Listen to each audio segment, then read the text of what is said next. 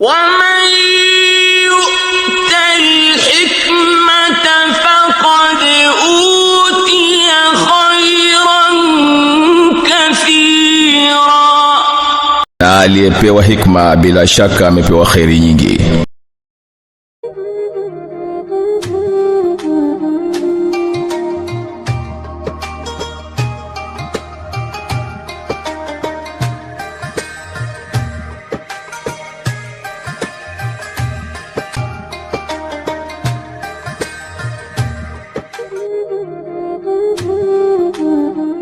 والصلاة والسلام على سيد المرسلين وعلى آله وصحبه أجمعين, أما بعد.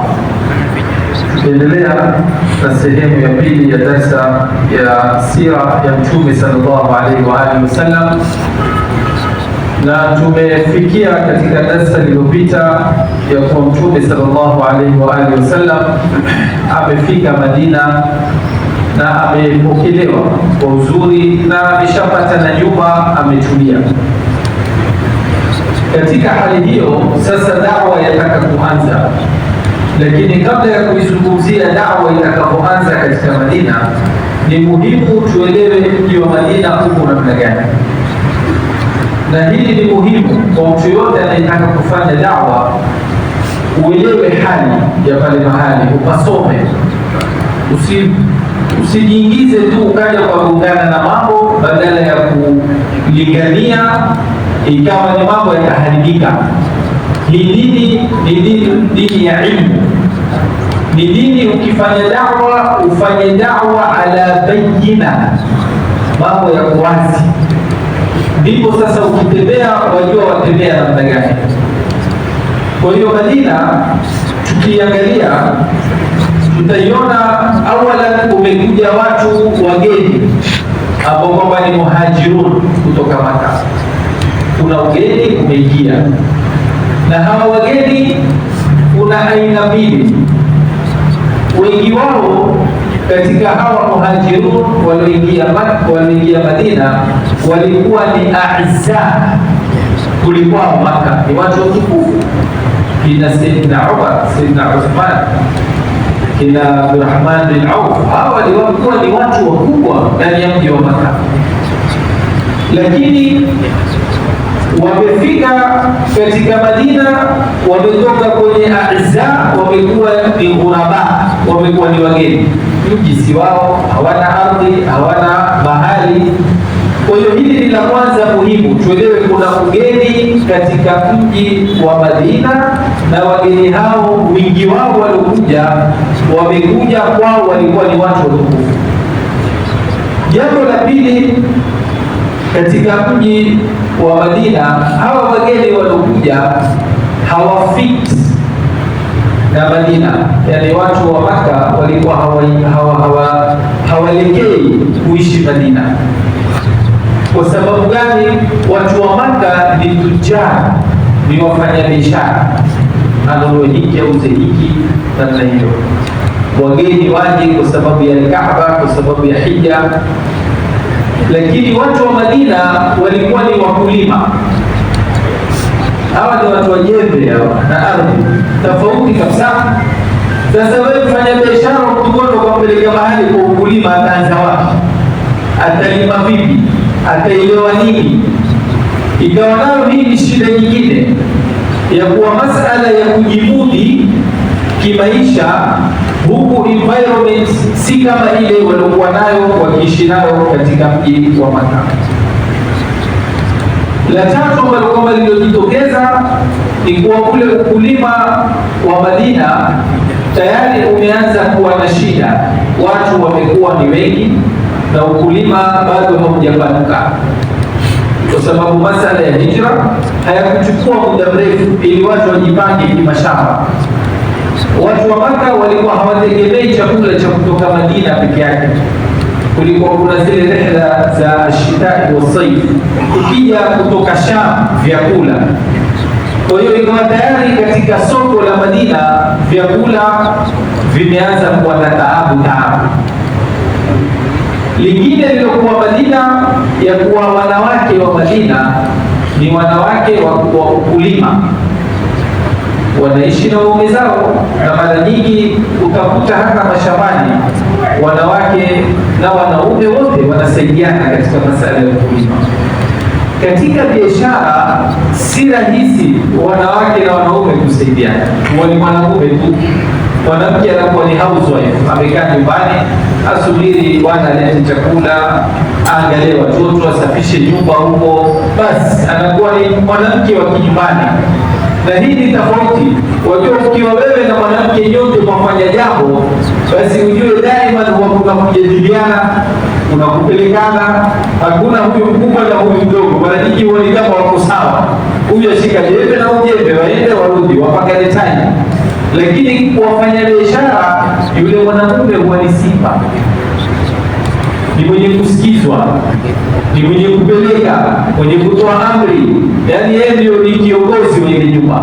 Mwanamke hujui, kisha utoka kidogo akakoruzana, lakini mara nyingi waishi katika wananchi na yule ndio kiongozi, lakini wakulima la.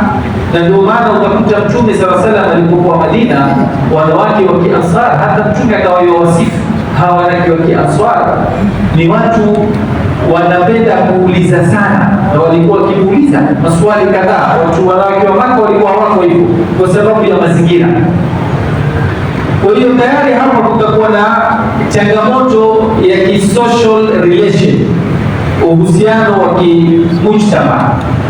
Wewe ukienda kuoa mwanamke wa Kimadina, yule mtu wa Maka akioa mwanamke wa Kimadina, na kuna vituko kwa hataki kueleza mambo mengine kwa sababu ya media hizi, lakini kulikuwa na mambo yalipitika baina ya watu wa Maka na walipooa wanawake wa Madina. Ilikuwa ni kuna mambo mageni yalikuwa yatokezea, na wanaume wa Madina pia kuoa wanawake wa Maka, pia kulitokea mambo ambayo kwamba hayaingiliani katika mazingira walikuwa wakiishi kila mmoja. Lingine katika mji wa Madina ulikuwa una mtihani wa maradhi, kila wakati maradhi, yani mji hauna afya, kila wakati kuna breakout, wanaposema kuna maradhi haya yataingia, haya watoto wagonjwa baada ya muda. Na pia hata Madina ni katika miji yenye malaria, kama mfano huko Afrika kuna miji mingine kule Uzunguni na Arabuni hawajui kama malaria. Hata wakiwa waja Kenya wapi huku huuliza, sasa kuna dawa gani vile kabisa jihifadhi na malaria, hasa vile takwimu za nyuma huku zaonesha watu wanakufa na malaria sana, lakini siku hizi imekuwa iko kwenye control. Kwa hiyo Madina ilikuwa inayo pia mpaka malaria, na ikawa hilo kwa hakika ya mkera Mtume sallallahu alaihi wasallam. Kila saa masahaba wagonjwa, hasa walitoka Maka muhajirin. Hata Sayyidina Abubakar alikuwa mgonjwa mpaka watu wakajua huyu sasa yuaga dunia, atakufa, hakuna tena hai. Ikawa Mtume sallallahu alaihi wasallam yuomba Mwenyezi Mungu, wameona sasa hao muhajirin wameanza kama kuchoka pale Maka, kuona hapa ni mahali gani tena tumekuja sisi, lakini tushachukua ahadi, lazima tukute subra, lazima tukutii Mtume sallallahu alaihi wasallam.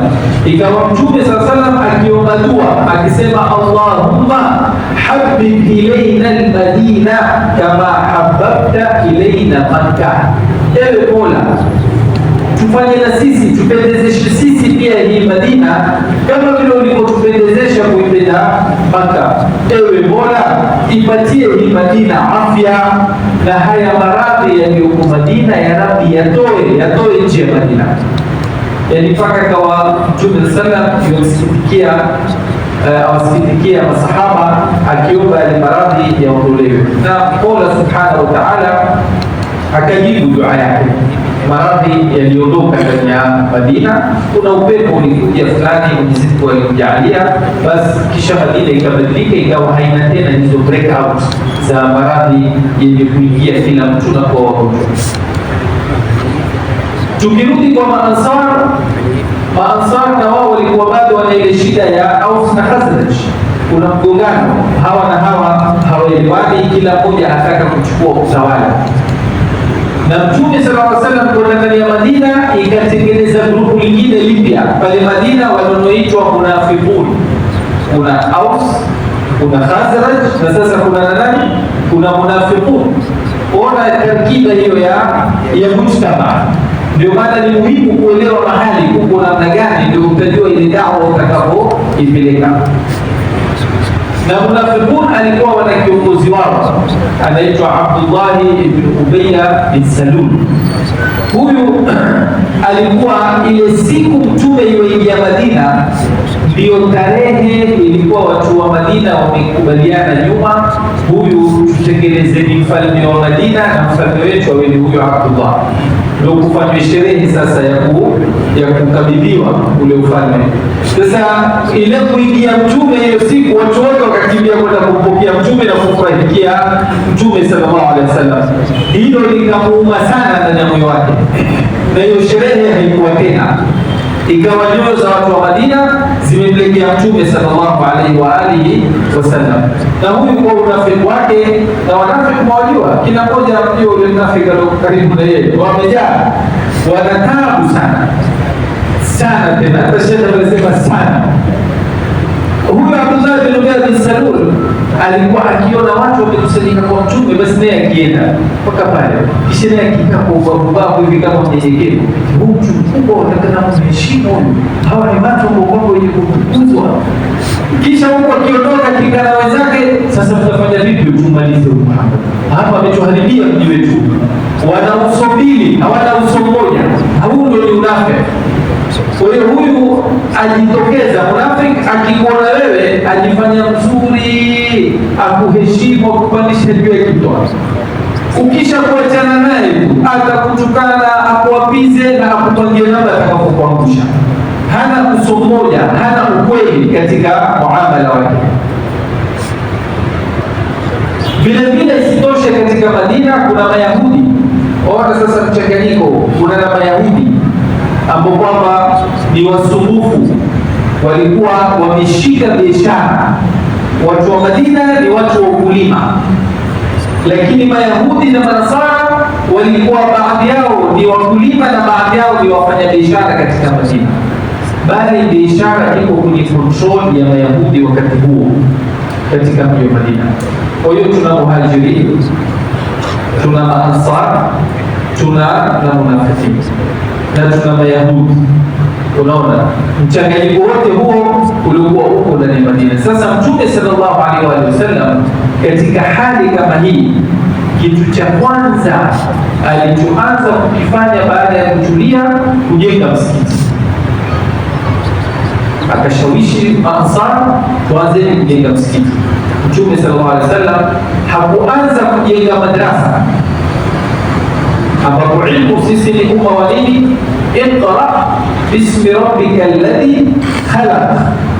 Lakini Mtume sallallahu alaihi wasallam akaona mwanzo muhimu niwe na msikiti. Huu msikiti ndani yake tutafanya iqra, na ndani yake pia tutaswali, na ndani yake hii msikiti utakuwa ni kila jambo tutakalolifanya.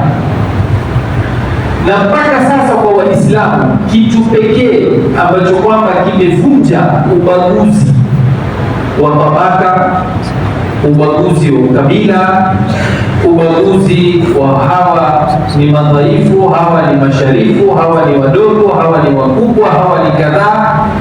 Kitu kilichobakia katika Uislamu chenye kuvunja yote haya ni msikiti.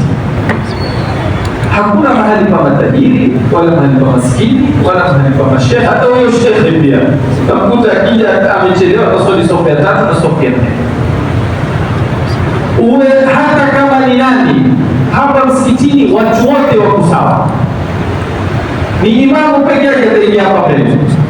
Huyo imamu atakayekuwa amepangwa awe ni nani ni huyo ndio ambaye ataingia kutusalisha. Lakini huku nyuma, nani atakaa wapi, nani akai wapi, nani atakuwa vipi, hakuna. Ni jambo pekee ambalo kwamba limeweza katika ulimwengu mzima kuona Waislamu wana kitu ambacho kwamba kinavunja ukabila na kinavunja tabaka za watu. Angalia leo kumejengwa mashule, kumejengwa university na college, kuna za maskini. Yaani hizi mashule na nini tayari zishakuwa watu. Kuna shule zingine huwezi kwenda kwa kuwatajiri. Kuna shule zingine ndo za kimaskini, zingine za kina rangi fulani, na nyingine ni ya dini fulani, mpaka ile kuna za Kikristo pia, na juzi tumeona yule mwanamke wa Kiislamu ambaye kwamba alikuwa ametolewa katika skuli iliyokuwa Nairobi kwa sababu amevaa hijabu, na tushukuru serikali imeingilia na kuilazimisha ile skuli yule mtoto arudi na hijabu yake, hakuna kuweka ubaguzi wa dini katika maskuli. Lakini nazieleza kuwa hali zimefika mpaka kuna skuli ya Wakristo na nidhamu za Kikristo, na anayefanya nidhamu za Kiislamu hatutaki hapa, anayevaa hijabu. Lakini alitetewa, nafikiri wenye kuangalia habari muliona katika siku 3 zilizopita. Kwa hiyo Mtume sallallahu alaihi wasallam alikuwa yuko very strategic katika kuanzisha msikiti, kwa sababu ndio mahali atavunja huyu muhajirini, huyu ni Ansar, huyu ni Yahudi, huyu sijui nini. Muislamu joni hapa sote, kila mtu atakayeingia ni mahali petu penye haki ya kila mtu. Katika kujenga msikiti Mtume sallallahu alaihi wa alihi wasallam alishiriki yeye mwenyewe katika kujenga. Hakuwacha masahaba tu peke yao, bali yeye mwenyewe alikuwa akibeba na masahaba wakibeba, na masahaba kulikuwa na wengine wana afya nzuri kama kina Ammar bin Yasir, alikuwa akibeba bloki mbili, na kulikuwa na wapambe wale ambao wapo tu ili kuonesha tuko pamoja. Ina Uthman ibn Maz'un. Huyo Uthman ibn Maz'un yasemekana hata alikuwa akibeba bloki mwanzo akiingilisha na vumbi na kutafuta, kisha kidogo alikichema akimwangukia kitu mwanzo yuateremsha asafisha kisha ndio alirudishe, lakini yuko kazini alhamdulillah, pamoja na upambe wake. Hata Sayyidina Ali bin Abi Talib ilimkira sana hivi, alipoona huyu wafanya hivi akamchukia kama maneno hivi ya kuenjoy ya kupezea. Basi yale maneno Ammar bin Yasir aliyapenda na hakujua kama Sayyidina Ali yomzungumza yule Uthman bin Maz'un. Basi Ammar bin Yasir aliyabeba mawili akawa na yeye pia yaleta maneno, huyu yenda furahi ateka. Ammar bin Yasir akafahamu haya maneno ni Sayyidina Ali anipigizia mimi na yameisha, lakini huyu sasa fanya ni wimbo kila saa akipita hapa yaniambia. Akashika fimbo akamfuata Ammar bin Yasir akamwambia, sikiza, ukiendelea na maneno hayo utakutabika hivi sasa. Ammar bin Yasir akahuzunika, sasa mtamkie nini ninaimba mwenyewe kwa raha zangu, haelewi kama yalikuwa yanamhusu huyu Uthman bin Maz'un. Mtume sallallahu alaihi wasallam akasikia habari hiyo, aliposikia akakasirika, akamwita Uthman bin Maz'un, akamwita na Ammar bin Yasir akamwambia, ya Uthman, huyu Ammar bin Yasir yuko baina ya pua yangu na macho yangu, yani kwamba katikati. Ukimpiga ni kama umenipiga mimi hapa, waniharibia uso wangu. Basi wakalia, wakasemejana, wakaendelea na kazi zao za kujenga msikiti radhiyallahu anhu. Kwa hiyo Mtume sallallahu alaihi wasallam katika hali hii ambayo kwamba ilikuwa kuna dhiki fulani, kuna taabu fulani, kuna challenges ambazo kwamba zilioko ndani ya Madina, vile vile Mtume sallallahu alikuwa akijaribu kutia furaha watu ili wasahau zile dhiki na taabu za pale. Siku moja Mtume sallallahu alipishana na Suhail, na Suhail siku hiyo alikuwa yuaumwa na jicho, kisha ameshika tende iwala. Mtume sallallahu akamwambia, ya Suhail, hivi wala tende na wewe jicho lako lauma?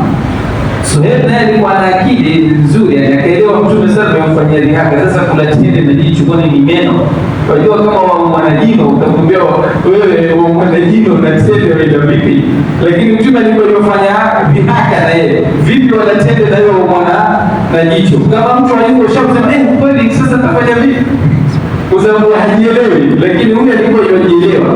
Akamwambia, la, mimi natafuna ule upande uliokuwa na afya, ninatafuna kwa chini, sitafuni kwa juu. Basi Mtume sallallahu alaihi wasallam akacheka. Wakati mwingine Mtume amekaa na Sayyidina Ali bin Abi Talib, wameweka kisahani cha tende wala. Basi Mtume sallallahu alaihi wasallam akila, kisha ile kopo yoiweka pale chini. Sayyidina Ali upande ule wa pili akila, ile kopo yoileta upande wa Mtume sallallahu. Basi wakala poka akamaliza. Ukimaliza Imam Ali akamwambia, ya Rasulullah, kula tende zote, hizi kopo ziko upande wako wewe, kula tende zote. Akamwambia, ajabu si hiyo, ajabu ni wewe kula tende na kopo. Sallallahu alaihi wa alihi wasallam. Kwa hiyo Mtume sallallahu pamoja na hali hizo alikuwa akijaribu pia kuwafurahisha, kufanya dhihaka. Yani mtu ukiwa kiongozi, muhimu pia mara nyingine uache ile kanuni, kijiwache kidogo mpesi wa furahi na nini, kisha ikifika mahali pa kanuni na mahali pa kufurahishana, wafurahishana. Hapa tukakoma. Baada ya hapo, Mtume sallallahu ataweka mkataba na sheria ya Madina, yani lugha nyingine tuseme desturi ya Madina, kuchunga desturi kama vile nchi yetu na desturi. Sasa Mtume alipoona mambo yameanza kukaa vizuri, akakaa akafanya desturi. Inshallah katika darasa lijalo tutaona ni desturi gani hiyo aliandika. Wakati huu kuna Waislamu, kuna makafiri, kuna Mayahudi. Je, ataweka desturi gani yenye kuingiliana na watu tofauti katika mji wa Madina? Wa sallallahu ala sayyidina Muhammadin wa ala alihi wa sahbihi wasallam.